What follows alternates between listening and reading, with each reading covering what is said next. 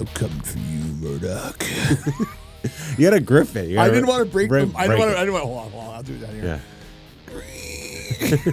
I need to see some veins popping. I don't want to have a stroke on the show. Welcome to Buzz in the Tower podcast dedicated. I know that's Hollywood. That's the ticket. Welcome to Buzz in the Tower, a podcast dedicated to the movies of the 80s and 90s. If you haven't figured it out yet, today we're diving into, what do they call that? The most American movie ever? No. Rambo 3 and Rocky 4 are neck and neck for that. What is the Library of Congress? Is that where they store? This is in the Library of Congress. Is it? I hope so. Yeah. I'm making that up. Reagan loved this movie. He did. Reagan smash. Rambo, First Blood, Part 2. And just so we know, just so you know, that's not like a parody. Like Hot Shots Part 2. It's the worst title of a movie ever. Or the best. Yeah. It's like we don't even care how bad this is. It's amazing. Yeah. So today we're talking about Rambo 2 for short. It's nickname. And I'm Mo. I'm Mo. This is Max. And This is your first time hearing the show or seeing the show. If you're seeing the show, you must be at youtube.com at Buzz in the Tower, which is the best place to watch the show. If you're listening to the show, you could be on any podcast platform because we are on all podcast platforms. Please leave a review, leave 5 stars on YouTube, leave a comment. We do our best to reply to those. Max and I are very busy people, sleeping until noon and showering every other day. I wake up at 5:30 a.m. to do this podcast every day. That's and once drive a week. An hour and 10 minutes in the snow. Question. Both ways. Question. I have a question. Yeah. Let me know when you're ready for my question. But other than this podcast, funerals and weddings, do you ever have to get up before noon? Absolutely. I just went to New York and New York. Yeah, hung out with my sister and her nephews, and we woke up at 7 a.m. every day. Okay. Yeah. And I also hung out with her friends from France. So, it's pretty cool. My grandfather was shot down during World War II in occupied France, and the town doctor led him back to London where he could actually get connected with his troops and all. They became friends. Oh, that is very cool. And now my sister's friends with his granddaughter. I have nothing to make fun of. That's actually a really it's cool pretty story. Cool. Yeah. Woo! Was Elon Musk there? Yeah. And Doge? No. All right. Although I have another surprise for you. Another surprise. Yeah. Did Elon Musk reach out to the show? No. You're like batting 1,000 on surprises. So hold on. Yeah. Let me get through the intro to the show. Okay. But I'm warning you because the last time he did a surprise, it was the best one ever. And if this is what I expect it to be, which is a standard Max surprise where like, I cut my own toenails yesterday, I'll jump across the table and slap you. I'll let you be the judge. All right. What do we do? We did this. We did that. 80s Tees. 80stees.com, our sponsor of the show, and Patreon. Patreon.com/Buzz in the Tower. Website's buzzinthetower.com where you can get officially licensed merchandise. I think I've covered everything. Yep. Max, before we jump into surprise, what do you got? So Pick up your phone. we have a new fan. So go to Instagram. Oh man, we have a new fan. Here we go. Go about 8 deep. Look for Jared Cook. Okay, Jared Cook. Yep. Click on the messages. Click it on the message. Hey, it's Ernie from Billy Madison. Shut the absolute hell up. If feeding your pants is cool, shut up. Consider me Miles Davis. Shut up. Shut up. How random is it? Can I say something? This can't be every week. Can I? I got this yesterday. First of all, I apparently should be checking our Instagram account and not just leaving that up to Max. Second of all, the standard that you've set. It's pretty good. Like, don't ever come to this table again and be like, hey, I have a surprise. I got a surprise. It better not be a birthday gift. Like, I like soda. Do you know Libby's car is blue. My legitimate favorite, I mean this, my legitimate favorite part about this podcast is stuff like this. Yeah. And it probably to other people, they're like, whatever. But I did get like, I went to last night. I had fire training, and it was just the officers from all the different stations. And one of the guys that one of the guys at another station. I don't know if he wants me to mention his name, so I won't. But he listens to our podcast, and he's like, "You had the guy from Hook on your show?" And I'm like, "Yeah, that's like." But that's kind of what's cool about Buzz in the Tower. We'd never have these opportunities otherwise. Not a mass appeal podcast, but if you like 80s and 90s movies, or Rambo, you're gonna dig what we do. So we got to get him on. 100%. Yeah. Can you imagine how Adam Sandler acted around kids? I'm literally gonna get him on there and like, oh, pee in your pants, just go cool. I'll pee in my pants. That's amazing. Yeah, get him on the show. Absolutely. Yeah. Do your work. God. Well, you like to message him. Sometimes when I'm concerned. Like with Charlie. Well, Lynch A. Like with Charlie's first introduction to you when you didn't even hear the audio and you're like, the beer's got bad. Yeah. That was really embarrassing. You know, you and I are both Chris Farley in the that skit where he's in. That was cool. Awesome. There's if you watch, God, was it Jimmy Kimmel, Letterman? I don't know, one of the talk shows, like shows or whatever.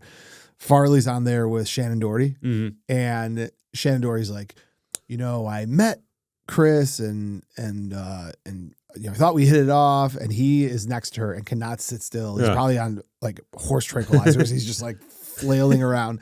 She's like, and then I saw him at the premiere of some movie. I don't remember what it was. Beverly Hills Ninja? Yeah, somehow. It was not either of their movies that it was the premiere of. And he didn't even remember me. And he's like, I was wasted. And he's so like, you're beautiful. I love you. And then whoever the talk show host was kind of like a POS. He's like, well, you'd really like her. She cooks, like meaning like. Letterman probably? Letterman is a prick. Anyways. He's funny though. Yeah. I don't even know. Oh, yeah. Also, I have to share with our listeners this morning, we were talking about the inevitable breakup of Buzz in the Tower, which won't happen for any other reason than Max will run out of surprises and I'll make up accounts. Yeah, right? So I was saying, Max looks at me and says, oh, you know, if I had mentioned if we broke up and he started his own podcast, he should call it Max's Facts of Life, which he's never seen, but he knows the theme song too. Take the good, take the bad. Take them both, and there you have the facts of life. You got the world in the palm of your hand. Is it a good show? I loved it, but I also grew up on garbage. I'm an old school trash panda. You're a new school trash panda. Was there a little black girl with braces on it? Tootie. Yeah, okay, that's what it is. Tootie. It's ridiculous. I don't remember what I did yesterday, but I have like immediate recall on the little black girl's name and facts of life. It's Tootie. Anyway, so Max looks at me and says, oh, I don't think I could do a podcast on my own, which like, duh. Yeah, no kidding. As we were giving each other crap, I told Max that reminded me crap. I was giving Max crap. There's an episode of It's Always Sunny in Philadelphia where Dee and Charlie spend the day together, I think, and they go to like a open mic comedy club. And Dee gets up there and she's like, oh, hey, everybody, I just flew. And she keeps on triggering her gag reflex. And it just reminded me of what Max would be like on his own podcast. There you go. When I said, hey, let's talk about this on the show, I thought it would be way funnier. I'm like all the way through it now. And I'm like, boy, that was a lot of dead air. No, it wasn't. You talk all the time. All right, let's talk Rambo. I'm your worst. Now, that's the best quote. That's from Rambo 3. I'm your worst nightmare. I'm coming for you. Might be up there. How about you caught this? Yeah. This is the first use of the word expendable. So do you think, I didn't find any research on it, but like. I have no idea. It sure seems like, yeah. Yeah. So he's on the boat with, what's the girl's name? Lo Mein. Lo Mein. Yeah. That is, Jesus, that is so offensive. Keep that in. I want the world to see what a racist Max is. No, her name's like Cho. Hold on. Cho. Co. Her name's Co. It might be.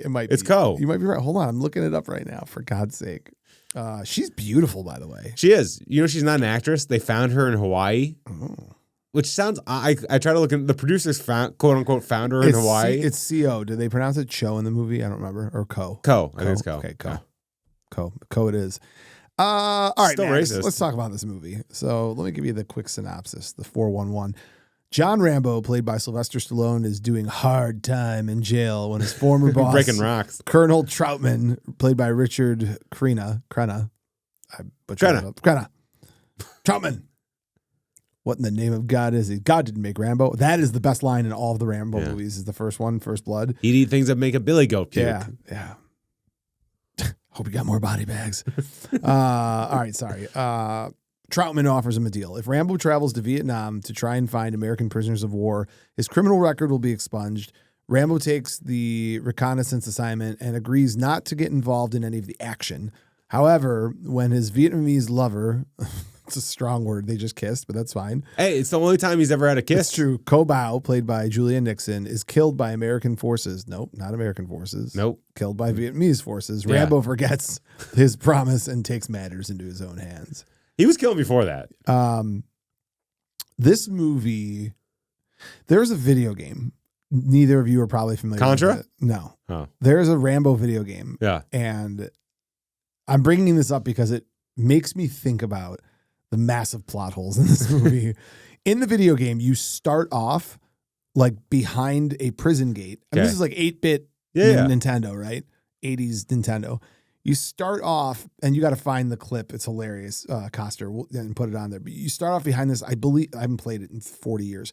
But you stand behind this gate, and Troutman comes up to you and is like, I have a mission for you. If you accept the mission, you can leave. And then you get a choice to pick yes or no. And if you pick no, you just kind of hang out in the game.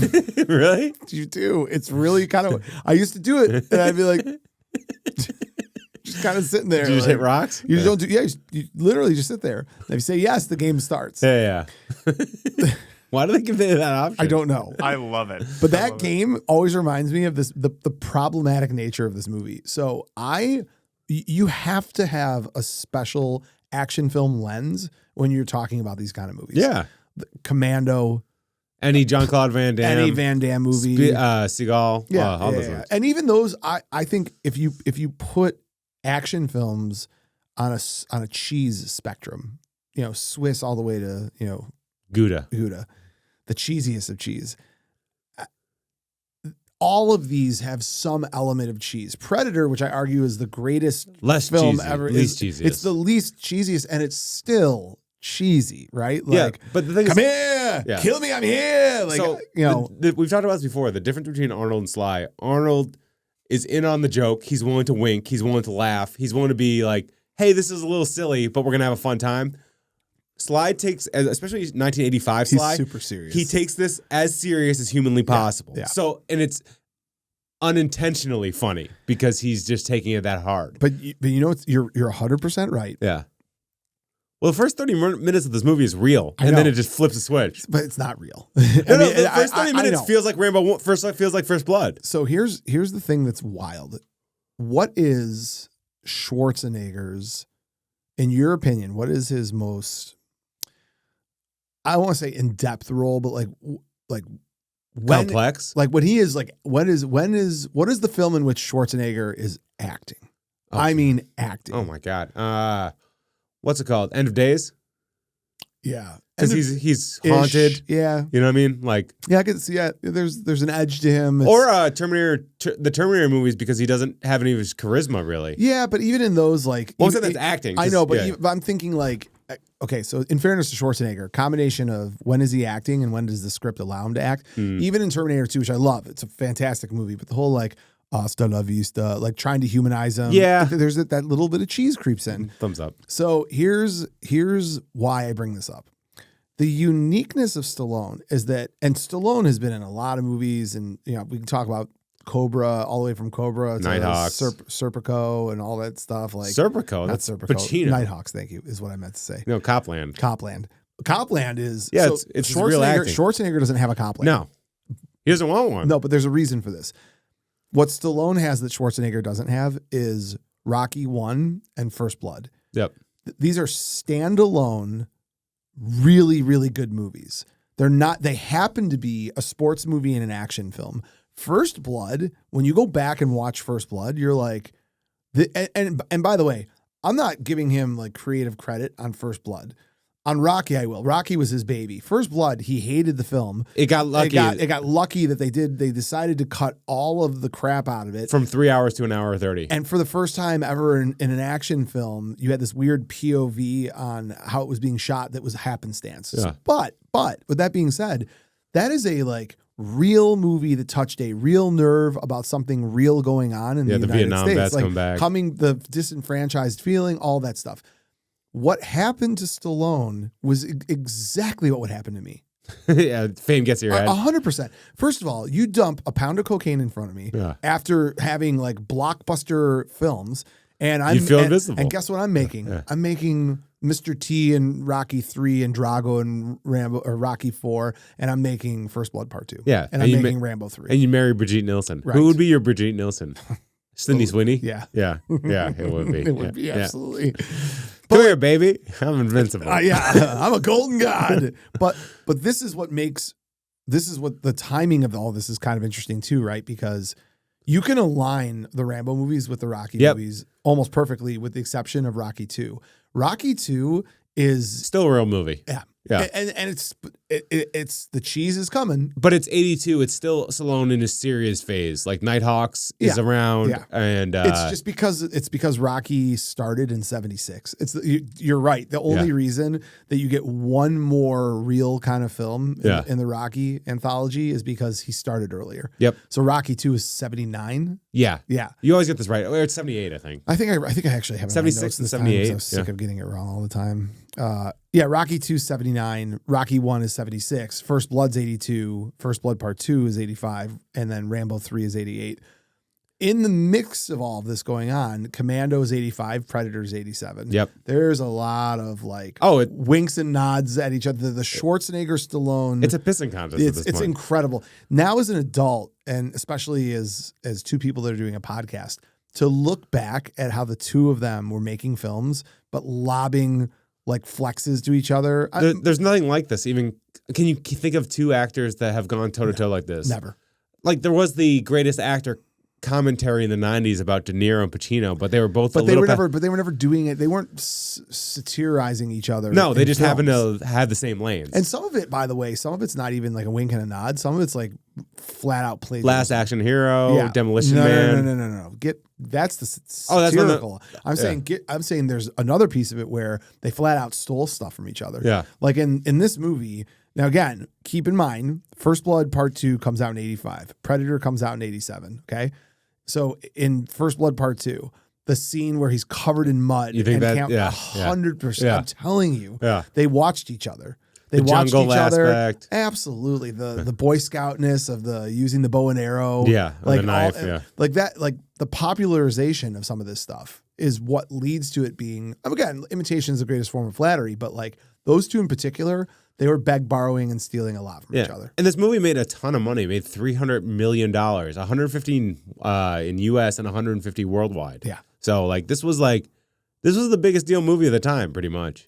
This and Back to the Future. Yeah. The Cosmatos, that's the director, right? So such a strange career. I know. So he wanted to shoot the entire movie in Thailand, which would have made quite a bit more sense. They ended up shooting the whole thing in Mexico. Yep. Of all the facts, I've got a lot. This movie actually has a surprising amount of facts. It's an important movie for like the action history buffs because this is the turning point of like the ridiculousness. Like I'm not sure if this came out before or after Commando, but the same year. Yeah. It's kind of the video gameization of action movies where like the death count starts piling. Oh yeah, ridiculous. And then 85 and like movie. And I again like I want to be clear, I have a ton of facts. Yeah. I'm just going to come out the gate with easily one of my favorite. Which one? It's it feels racist, but it's not, and it's absurd. Chinese restaurant? Yes. Yeah. Since Mexico, Costa, you're going to love this. Are you ready? Since Mexico does not have a large Asian population, less than 1% of the total population, according to Wikipedia, they had to scour all of the local Chinese restaurants in order to find extras who could pass as Vietnamese. That was some white producer's idea. They're like, let's just go to the restaurant. Yeah. But there's no choice. That was legitimately like they were like, okay, we're in Mexico, we're shooting, and they needed a lot. I mean, would there have to be at least 100 Vietnamese extras? Yeah, at least 85 of them died. So they literally scoured every Chinese restaurant in Mexico, and they're like, "Come with us. Come with us if you want to live." It's unbelievable. Max, I mean, I know I'm jumping right into facts. Let's do a little bit of facts, and then we'll talk about some scenes. But I mean, where to even begin? Slide did 8 months of training for this, 4 hours a day, including SWAT, archery, and survival classes. Is this the most shredded he's ever been in a movie? So it's an interesting question because he's peeled in everything. Yeah, Rocky 3. Yeah, that's the same time, right? Pretty much. Yeah.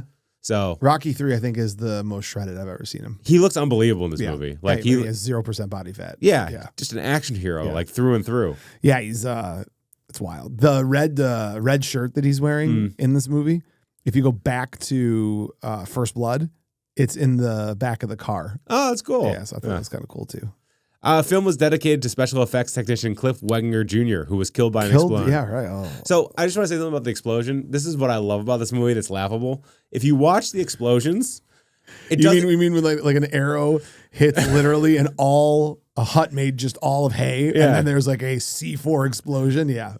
No, I love that.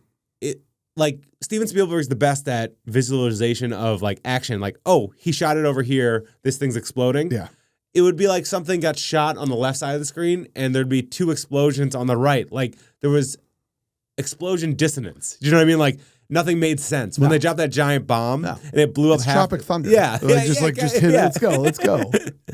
Anyways, Dolph Lundgren was going to play the Lieutenant Colonel Petrovsky. Yeah. Except he got the role for Rocky IV, and they're like, we can't do both. Well, I think he had the role already, and they realized it too. Yeah, no, they didn't know. Yeah. So this was definitely a 3 a.m. Like, oh crap. So I guess Dolph Lundgren was still paid. Yeah. For this movie. Yeah. They bought him out. Yeah. Awesome. So there's a scene where Rambo is captured, and they're dumping him in pig feces, which is the grossest thing ever. With leeches. Yeah. So I feel better about it though, because apparently the pig feces is in fact chocolate, copious amounts of instant coffee. That could be dangerous too. I guess it was. You're just inhaling. That scene when I was a kid, and I watched that movie, grossed me out like hard. When they take him out, I thought he was naked. I thought he was naked. Oh, he had a little hut thingy on, or whatever it is. Whatever. Was that his own, or they put him in it? You know my favorite sentences regarding this movie? Co-writer James Cameron. Yeah. It's incredible. Oh yeah. Small flex. James Cameron was writing this while writing Terminator and Aliens. Yeah. Like 3 of the biggest movies ever. So he had at his workshop, he had 3 different desks. Yeah. So that he would separate the work that he was doing and wouldn't get overlapped or confused at what he was working on. How funny would it be if in this movie accidentally like an alien popped out? It's So his thing was, and again, Stallone heavily rewrote a lot of this, but yeah, James Cameron he did the action. Well, James Cameron did the action. Yeah. Stallone did the politics. Yep. When you ask Cameron about it, that's what he says. But it's Sly has other so things funny. he has to say about it. Yeah. Charles Napier, to this day, people will be like, I hated you so much in Rambo. It's like followed him like forever. This is the only film in the Rambo series to get nominated for an Oscar. Best sound editing, right? I think so, yeah. It's definitely not best movie or lead I haven't actor. seen the last 2, the 4 and 5. Are they worth it? I think I saw 4. I think that, like, from a nostalgic perspective, if I recall 4, what was like a throwback to the violence that you would see in a typical Rambo film, like it was out of control, like huge guns just blowing. 50 caliber destroying. Crazy. Yeah, and then was 5 when he's like on a farm and his daughter gets kidnapped. Yeah. I saw that one too, and it was like, you know. But back to Cameron for a second, by the way. Yeah. Cameron wanted a humorous sidekick, and he wanted John Travolta. Yep. Jeez. Rambo. Friend. But so I apparently he didn't like all the good lines were going to the sidekicks. So which makes sense. Like, get him out. Yeah. Just give me a pretty lady who only speaks 2 words. And also they wanted, James Cameron wanted prisoner of war backstories. So like it kind of gave them more context for them. I think it's better this way. Well, it's funny, right? So there's again a lot of happenstance and changes made on pivot, but like the opening scene where they're in the rock quarry, the only reason they were there, they're supposed to start in prison. The rock quarry? Are they asking questions? What did I say? It's quarry. Well, quarry, whatever. Quarry, potato. You have some nerve, by the way. Quarry. In the rock quarry instead of in prison is because where they were in Mexico, they didn't have access to a prison. So they're like, let's do a rock What do you mean? quarry. Mexico has lots of prisons. No, they have that. Have you been watching the news recently with that like El Salvador prison or whatever the hell it is? What's going on? It's where all the what's the gang M16? That's a gun. No, there's a gang called like, you guys are, never mind. Okay. I don't know. Is the prison just not a prison or something? No, it's like the most horrifying place in the world. Oh, got it. I'm it's a little early in the morning for me, and I don't remember all the details, and you guys are of no help per usual. It's unbelievable. When you talked about the aliens, which is amazing. So I think you mentioned this at the beginning, but this was one of Ronald Reagan's favorite films, despite it being, I know it's anti-government, but it's anti-government in a way that's not like entire United States. It's like a bad actor, because if you watch the scenes when, Murdoch is like, leave him, all the other guys are excited that they found POWs. Yeah. Right. So I had a quick question. When they let him out of the plane when he's about to base jump, did they mess with his gear to get him stuck? No. Okay, because it felt like it. They didn't. Because they were like holding him on and stuff. I was confused. They weren't holding him. The tense, the blonde guy strap, Yeah. The strap was being pulled. Okay. The guy was pulling it to try to unhook it. Got it. Yeah. It just seemed a little confusing. Well, that's interesting. Yeah. It wasn't really confusing. I'm confused why you're confused. Well, I thought they were working for the evil guy, Murdoch, and that they wanted him to fail, so like they wanted him to just die. No, they wanted him to go in there and have no pictures. Yeah. And then come back and be like, we looked, there's nothing there. Yeah. But why were there Because they move. Remember they were saying they move? He just caught him at a time when they had moved there. Okay. So it's just bad intel. Well, no. I love like you understand Shawshank Redemption, you understand Inception, but like Rambo 2, you're like, I just can't understand this movie. It's so damn complicated. It has too many exciting points. It doesn't have any. It's my youngest daughter could watch this movie like, yeah, it's. I get it. All I can think about is chickens and gasoline and like the broken airplane. How did the helicopter? How did he drive that? I mean, you're asking the wrong guy. You want to hear an incredible fan theory about this movie that I dug up? What? So in the movie Rambo First Blood Part 2. It's the best name. Say that with the straight face. It's a long name. Nope, I got to get through this. This Okay. is a great fan theory. There's a team of bad actors that work for the government, all led by Murdoch. And Troutman, who's Rambo's guy, gets involved and doesn't realize it. And when he's meeting all these different guys, one of the guys he meets is a soldier named Erickson. And Erickson, you can tell, isn't totally on board with Murdoch's bad behavior. The other blonde guy is. Erickson's kind of on the fence. So the fan theory is that after witnessing this atrocity and seeing all these Vietnam vets come back home, Erickson completely loses his mind, moves back to the States, and opens a dojo called Cobra Kai and changes his name so to stupid. Sensei John Kreese. Oh, my God. I think that's a great theory. I bet you Costner's going to turn this into a TikTok, and I bet you gets like 1 million hits. Why do you think Martin Cove didn't have a bigger career? He's kind of Hasselhoffish. You know what I mean? Like, he should have had a Baywatch. He's charismatic. Every time he's on screen, I like watching him. Yeah. I don't know. And the Cobra Kai stuff, he's great. You know, part of a Hollywood career is like, how hungry are you for more? You know, like he may have just gotten what he got and been like, yeah, that's I'm good. True. Yeah. I don't need any more than this. This is fine. By the way, Rambo is Native American. I didn't know that until this movie. He's half Native American and German. Yeah, and a little Jewish in him too, I think. Would you like some? No. No, it does say Jewish. You were making that up, right? No, I'm serious. I can't even think straight now. They literally say Rambo, John Jay, born 7/6/47, Bowie, Arizona. I'm sorry. I'm stupid. I meant Stallone. Oh. I meant Stallone. You were actually talking about the character Rambo. I'm sorry. That's my bad. I didn't know you were treating his character like he was a real person and talking about his heritage. Well, we're describing him. We are. No, I'm not saying you were wrong for doing that. I'm just saying I didn't realize that you were doing that. By the way, I love before this movie, he had 59 confirmed kills. He doubles it in this movie. He's 75 kills. But like you said, there's no death in the first 36 minutes of the movie, crazy. which is weird. So for really, a movie so violent. So they really worked overtime once they started the killing. They really did. Like, there's a lot of killing. So I love that the arrows were put on strings so that they would hit exactly. This movie and Commando are both in this space of like, how did not one bullet hit Schwarzenegger or hit Stallone? It's crazy. They're being shot at by the scene where he takes he blows up the one guy who kills his girl. Yeah. He's sitting in open space and the guy's like a stormtrooper. He's just like shooting everywhere and can't hit him. And it's unbelievable. It's absolutely unbelievable. Him exploding is the most satisfying death I think I've ever seen. What are some of your favorite scenes in the movie? Because I have a bunch. Well, the exploding arrow scene. I mean, when he has the chicken, he kills the chicken and puts the blood and the gasoline and just flamethrowers everybody. Do you notice that whenever he shoots? But so like, I'm not a hunter, and you should talk to your wife about this. I almost said fiance. You should talk to your wife about this. My understanding of how bows work, like for bows and arrows, is that one of the benefits of using them over a gun is that if you miss your target, there's very little noise to freak out the animal. So like the arrow itself, if it causes noise, will freak out the animal, but the bow is not. But in this movie, they attach a sound effect to every time he shoots it, where the arrow is just like, it sounds literally like someone's like punching a ham with its like bare fist as hard as he can. It's just classic like 80s action type stuff. I think it matters how much pressure or PSI is on the bowstring. You know what I mean? Like, how much? I don't think is it PSI? No, it's that's not. Air. Yeah. I think it's pounds. Yeah. It's just pounds of pressure. How much torque or no? No, just pounds. NOS? Is there NOS on it? Pounds is right. What you're saying is the tension. Tension. And if that's like 20 pounds of tension, we'll send an arrow as far as 80 pounds. Yeah. I don't know where there's an air pump on a bow for PSI. But yeah. Watch. You'll be right. I shot a gun some before. Some bow hunters gonna be like, I tell Mo, and it actually is the PSI. You really make fun of bow hunters? They're going to kill you silently or loudly. It's fair. It's fair. You're going to punch a ham right in your face. Dear God.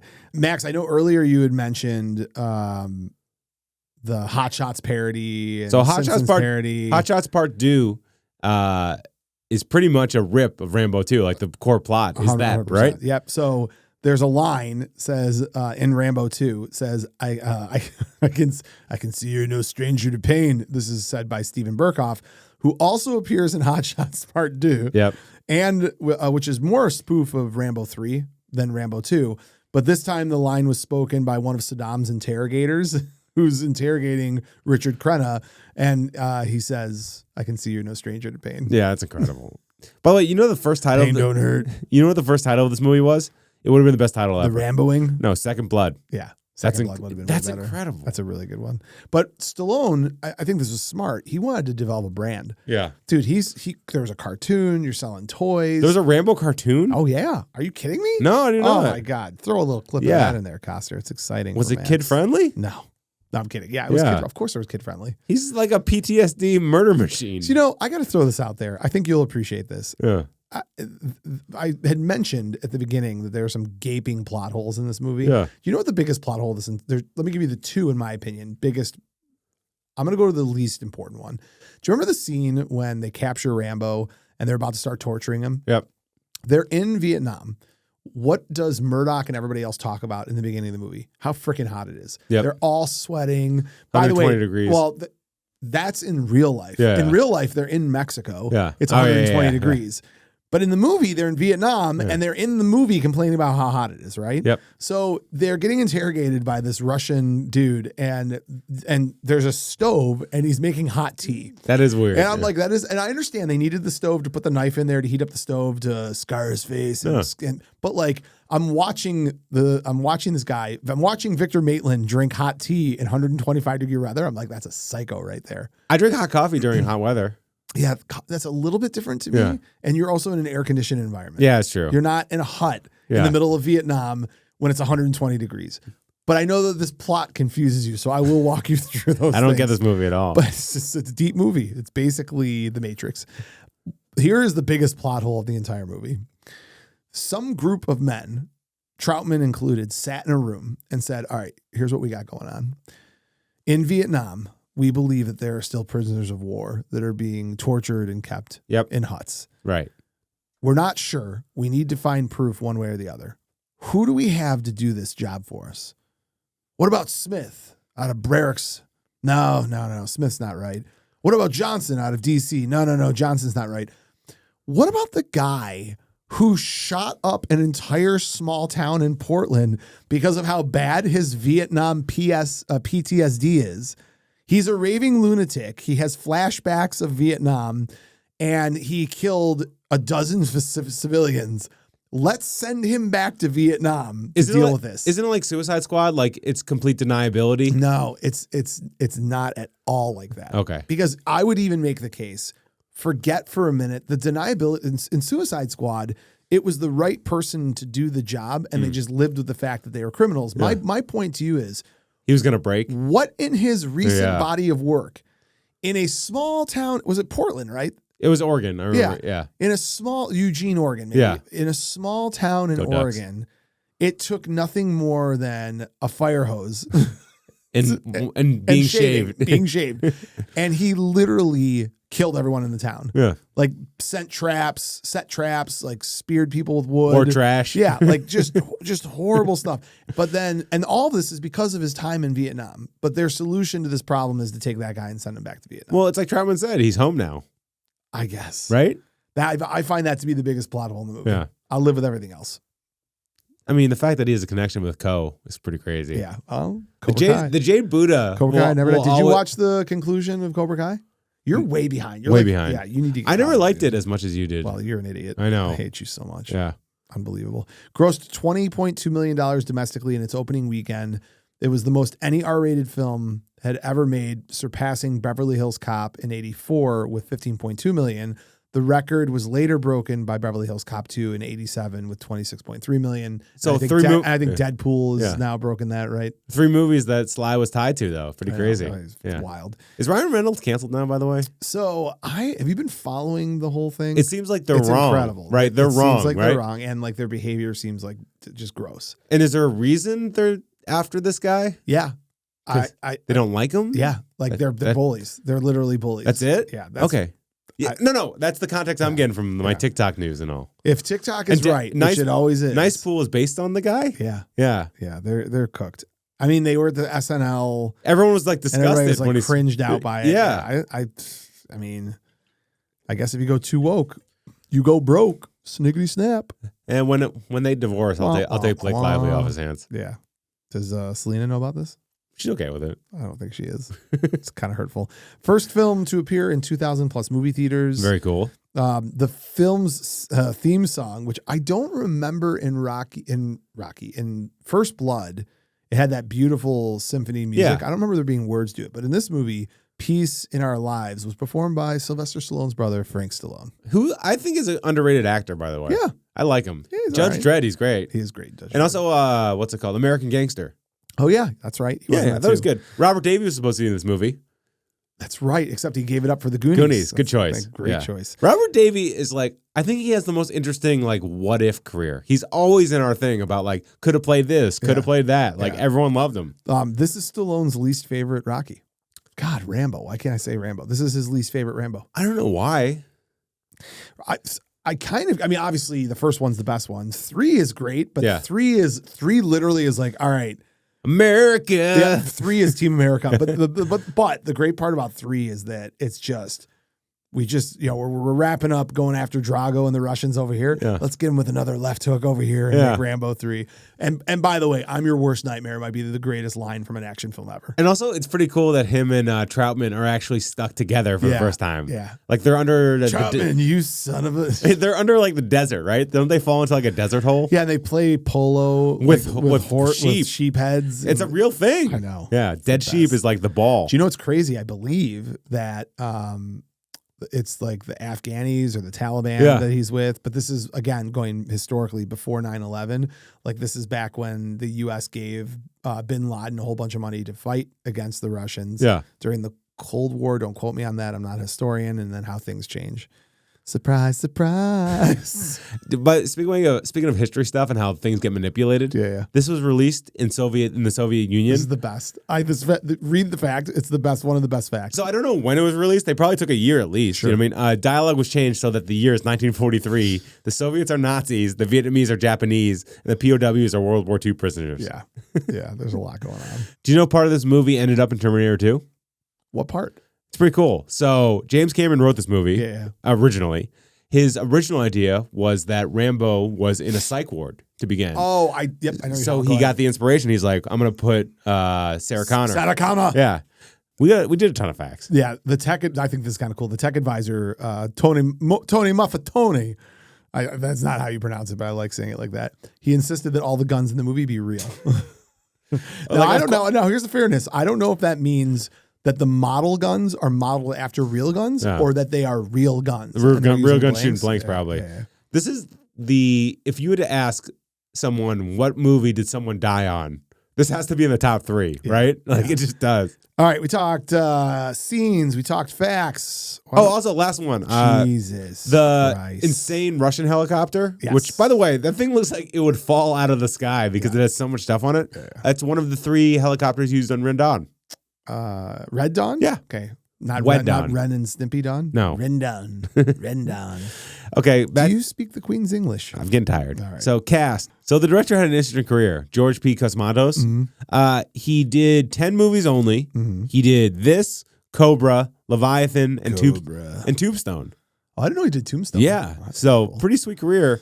Seems like he had some issues offset. Like I remember in Cobra, Sly needed to take over directing because Cosmatos couldn't handle it. Well, was that the case or was it Sly being Sly? Sly being Sly. Yeah. So George's son, Panos, is also a director. He did Mandy with Nick Cage. Yeah. Have you seen it? I'm not. It's wild. The writers were Dave Morrell, who he wrote the book that this was based on. Yeah. Kevin Jarre, who wrote Tombstone, This, Glory, and The Mummy. Mm-hmm. Pretty cool. And Sly Stallone, who's had a pretty prolific writing career. Yeah. Rocky, Staying Alive, Rhinestone, Cliffhanger, Driven, Expendables, and Tulsa King. Mm-hmm. So he's actually a pretty good writer. Yeah, well, he's good at writing to his character. Yeah. Has he ever written anything he's not in? Staying Alive. Okay. Yeah. Oh, geez. You mean the worst sequel ever? I like Staying Alive. I know, because you're a weirdo. Do you? Yeah. I like the aerobics scene with Yeah, I bet you do. with what's her face. Yeah. I can't think of her name. Sharon Stone? No. No. Freaking It's not Jamie Lee Curtis. It's Perfect. That's what you're thinking of. Well, what movie is that? That's Perfect. Yeah, I like that. Yeah. I knew what you were thinking of. I'm like, that's not the right movie. Yeah. Sly Stallone, like you said, is awesome. Nighthawks, Victory, Cobra, Over the Top, Cliffhanger. Victory is such a good movie. Yeah, Demolition Man, Judge Dredd, Copland. You almost said Judge Judy. He almost said Judge Judy. By the way, do you know what's crazy? No. Have you ever seen Judge Judy like as a full person? No. She is built like a brick house. Really? Look her up right now. I don't want to look her up right now. You gotta look it up. It's crazy. She is thick. I love how we're like, we really need to wrap the episode. And you're like, look up Judge Judy. 10 pounds of oatmeal in a 5-pound drag. Oh, Jesus Christ. No, in a Judge good way. Judy. How does one see a full Say full picture. Full picture. Porn just infiltrates you. Oh, there's a fetish I didn't know I had. Yeah, right? No, she knows she looks like, what's her face from Golden Girls? Estelle Getty. Really? Yeah. Yeah. But her body's pretty crazy. What are you talking about? She's got a big butt. Yeah, I guess. Am I wrong? No, but like, I don't, thanks. Thanks, I guess. I forgot. You're more of a up top guy. Moving along. Yeah, look. I saw. Can we move along? Max, we gotta record a podcast here. Costner, look at this. I had to be at work at 9. She's pretty thick. Yeah. I mean, yeah. But not expect you're not that. wrong. Yeah. Let me know when you're ready to talk about Pelosi Rambo. in the oldest threesome ever. Dude, what is wrong with you? Richard Crenna played Troutman. He's dead. He was in Body. The show's totally come off the wheels. I'm fine with you keeping all this because this is going to be the episode where people are like, they're ready to call it quits. They're done. He was in Body Heat, Summer Rental, Flamingo Kid, Sabrina. Mm-hmm. Charles Napier, who played Murdoch. So really cool fact about him. He's got 2 awesome facts. He provided the growls for the Incredible Hulk TV show. Oh, that's a very cool fact. Yeah. And Roger Ebert said he was the character actor with a smile like Jaws.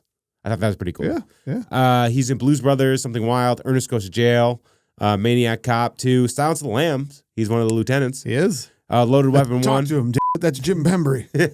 And Austin Powers, he's the commander. Mm-hmm. Steve Burkhoff, like you said, is Beverly Hills Cop, the bad guy, Victor Malin.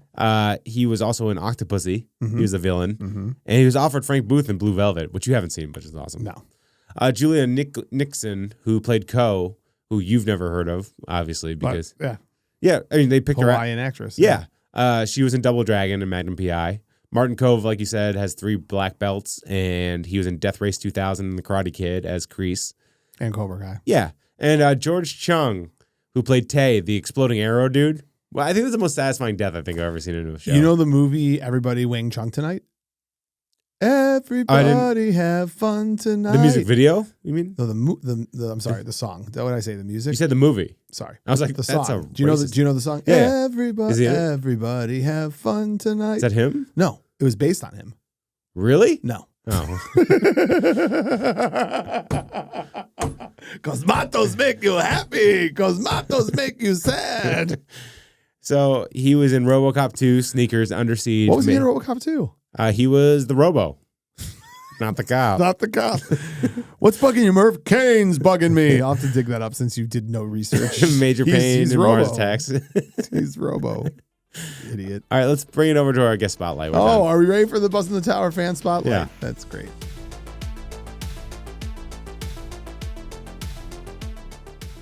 Max, today's Buzz in the Tower fan spotlight is Patrick Ramirez. Yeah, he's a comedian. Really cool guy. I wish people could see the behind the scenes where, like, right before this, I was like, all right, Max, give me the rundown on who it is. He's like, oh, he's an actor. And then we get on here. He's like, comedian. Patrick Ramirez Comedy on Instagram at Patrick Ramirez. He goes by Ramirez. I don't think he does. That's kind of sad. All right, well, let's see what Ramirez has to say. Let's see what he has to say. In 1985, Rambo First Blood Part 2 came out. Now, there's an underlying meaning to this movie. But first, the good. Number 1, how about a leaned out Stallone? We had never seen anybody this cut before. Very toit. Number 2, new weapons. An exploding bow and arrow, a surprise bazooka. Oh, did you know John Rambo knows how to fly a helicopter and shoot all the guns? Well, he does, and he does it in this movie. Okay, the bad. This is probably not Sylvester Stallone's Oscar-winning performance. In fact, there's long stretches in this movie where John Rambo doesn't even say words. That's true. Secondly, this is about what action sequences were in 1985. You pointed a gun and something over there exploded, and you just had to trust. It was a simpler time. But lastly, what's often misunderstood about the Rambo series in general is that it's actually a depiction of the idealism of the military individual. Just take John Rambo's very last line of the movie. I want what they want, and what every other guy who came out here and spilled his guts and gave everything he had for once for our country to love us as much as we love it. That's what I want. All right, I'm going to go watch the movie again. Ramirez. Start the reactor. Really good. He did a great job. And he made me think of something that I previously forgot to bring up. Oh, thinking, that's new for you. Big time. Which is your favorite quick cut weapons scene of like loading up with weapons? Commando or this? Yeah. So I think this is my favorite. I really? like this more. Because the knives into the knives. Yeah. I want the knives. Also, that scene. Oh, no, Hot Shots. Part 2. Can we do Hot Shots? It's time. It might be. That scene where Rambo's putting all of his gear on and strapping up and getting ready to go was shot in a hotel room during a hurricane. So they had to shut down production multiple times because of hurricanes. And that was one of the shots they were obviously able to do just in the hotel room. And it's really good. I wouldn't have known. Yeah. Great job, Ramirez. Not from the Goonies. Patrick Ramirez comedy. At Instagram. Google.com. Yeah. Or IG. .gov, actually. Max, that concludes our episode on Rambo First Blood Part 2. Got it. Just another reminder, follow, subscribe, leave a nice little comment or review on any podcast platform, specifically Apple Podcasts and Spotify. You can also find the video of the show on youtube.com at Buzz in the Tower. Another thank you to our sponsor, 80stees.com, the best t-shirts for the best people. And you guys are the best people. Patreon.com/Buzz in the Tower to support the show, and buzzinthetower.com is the website. All social media at Buzz in the Tower. Got some nice little TikToks out there. Yeah, we do. Little tickety-tock. Yeah. You know what I'm saying? I did one of So I Married an Axe Murderer with the old move your head. Yeah, and yeah. it's like getting some Head, traction. no. Yeah. It's like an orange on a toothpick. Yeah, it's that one. Yeah, it's a good one. It's good. It's good. Max, that concludes the episode. What do you want to do next week? Hot Shots. Pulp Fiction? It's a really hard movie to do. Why? It takes a lot of research and time, and No, it doesn't. you've been kind of dragging your feet recently. I'm not ready to commit. Ghost Dad? Leonard 6. The Matrix? How do you want this? We'll talk about it later. How do you want to end the show? This isn't our war. Wait, no, to become a war, you need to be a war. That's definitely not the No, quote. to fight a war, To become a war, you need to have to eat be a war. I know how I'm finishing. Let me know when you're done. I'm going to finish. If you want to smell a war, You done? walk a war. All right. To become a war, you have to become a war.